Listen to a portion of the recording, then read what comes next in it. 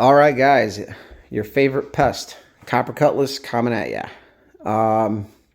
So let's talk bracket racing. We went out today and we raced. It was another day of fuckery, uphill battles. You know, going into this race, the car felt fine. I drove it. Spun it up. Everything was good. We camped out Friday night. We woke up, got breakfast. I warmed up the car, drove it around the pits. And we go up to do our first test run. We do a burnout. And as soon as I start getting towards like 6,000 RPM, this thing's breaking up bad. And I mean like bad. I let off and I still ran like a 12.0 at like 87. Or sorry, a 12.5 at 87 miles per hour. So the car is still making good power. It's just on the big end where we got problems. And I was thinking ignition. I was thinking carburetor. Well, we got the AFR gauge installed in this thing. And on the big end, this thing is like 13.0, which is pretty good. But I personally like 12.5. And this thing was laboring above, 6,000 RPM. And we changed the high-speed air bleeds, which changed the way that fuel is drawn. And I'm not going to get too much into details because everybody who's helped me one way or another does this for a living. But on the big end with the 750, I have it here. I'll explain later why. This was good. We were trapping at about 109. And it just labored a lot. And again, a 13.0 AFR on the big end, not bad. But for our compression and stuff, I would feel happier with 12.5. So, another friend of mine that I race with, who also does carburetors, brought this with today.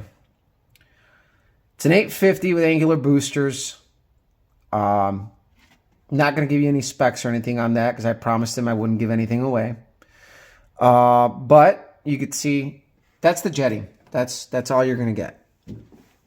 Almost similar to what I have in the 750. In the 750, I have 76 and 89. So a little less, but not by much. Very similar.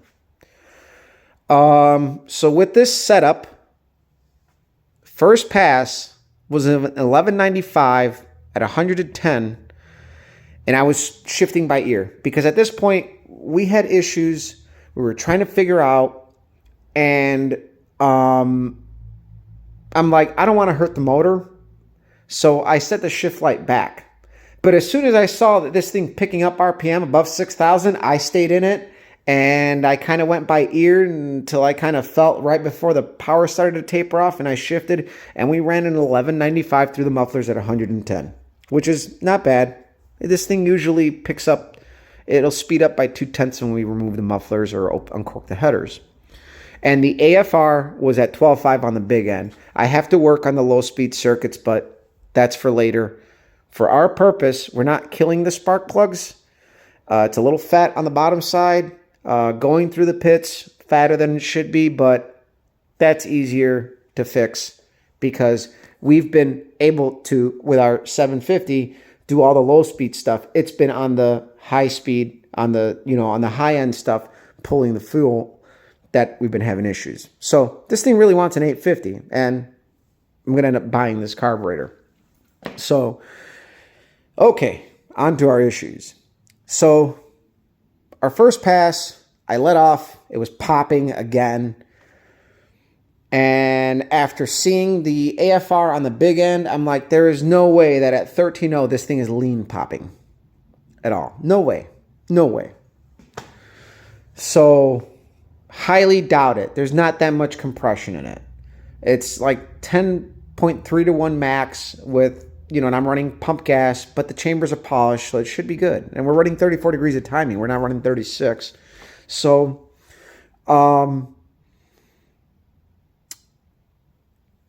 we checked the distributor.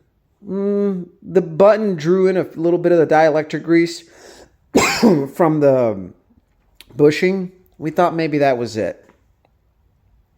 No. I had a different rotor that was newer or better shape, I guess. I was just trying stuff out at this point. We're switching stuff out. Still doing it.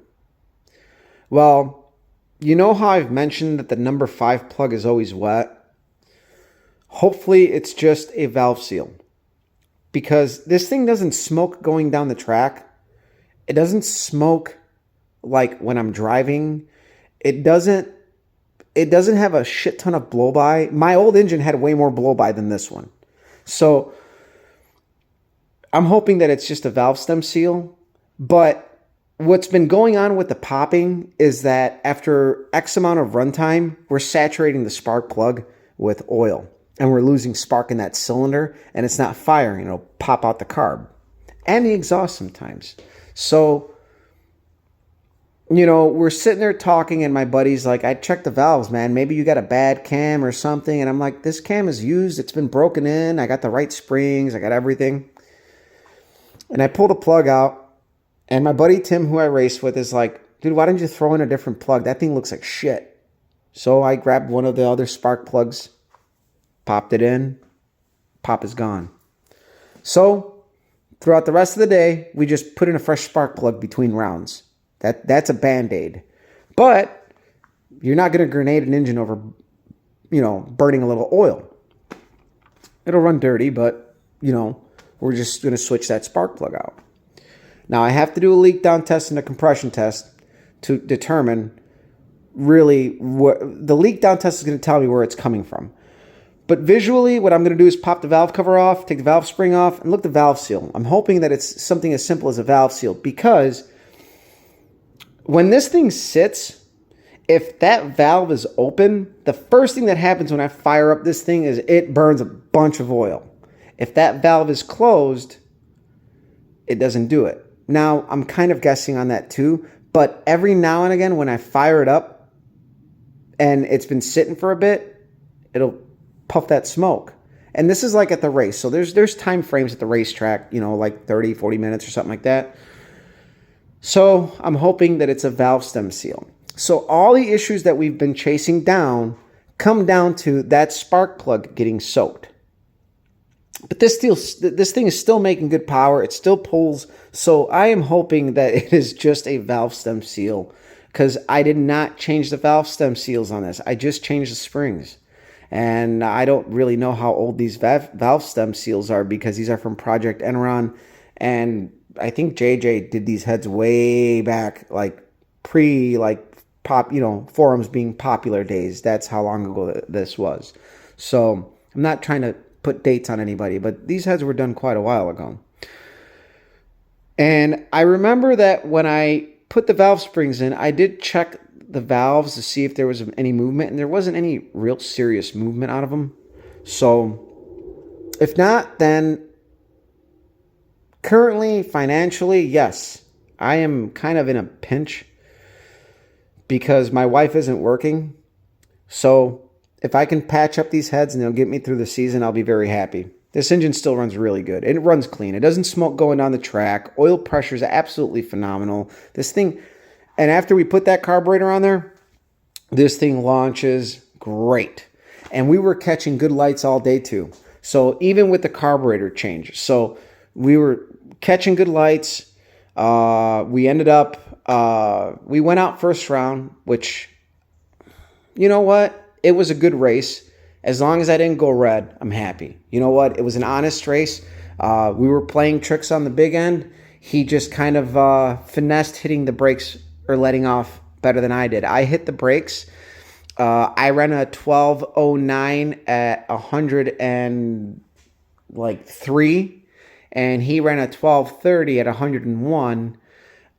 So we were both either, I was on the brakes, he was either off the throttle or on the brakes. I don't know, but I saw, when you're bracket racing, you have to look over sometimes to see where you're at. And had I probably stayed in it, I probably would have run that race. I would have ran it closer, but it is what it is. Car runs good. Nothing is broken. Nothing is leaking. So that's just our update. Tried a different carburetor. It definitely liked it. You know, our 750 was working, but this one's working better. You know, and I mean, my 750 is still good, so at least I got something else to kind of use, but this is what I need. This 850 is a nice piece. We literally just popped it on with the modifications that he had, and it ran good out the gate. Fastest pass of the day. Best pass of the season so far, where I felt that it was clean and it was good. We didn't spin and nothing like that. So we did have an 1170 something pass at the Grove spinning, but that day was pretty cool. And the carb tune was very, very fat at the time. And then I tried something else, and that worked, but we still need to get up there. And again, you need to find like the perfect tune where you can predict whether the car is going to slow down or speed up. And I was kind of at a world of extremes. Either the car would run really, really good or, you know, really, really bad. It was kind of very unpredictable. And I'm not blaming anybody. I've learned a lot from the 3 people I've dealt with: Mylan, Jim Cooper, my buddy Terry that I race with. All along the way, over the last several months, I've learned a lot from all of them. And again, Mylan was actually the first one who said, if you still continue to have issues, I would look into the engine. And even though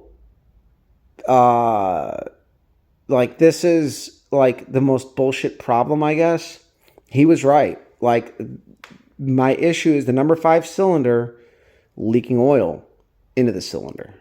So that's what's causing the bang. That's what's causing the pop. We're losing spark on that cylinder. Now, I wish I documented like all of the idling and everything I did, but where we're at now with that 750 is probably the best we've been at any given point. It idles around 13.5. It cruises at about, it starts off, if you're on the, you know, accelerator pump, it'll start out at like 12.5, and then it'll go up to like 13.0.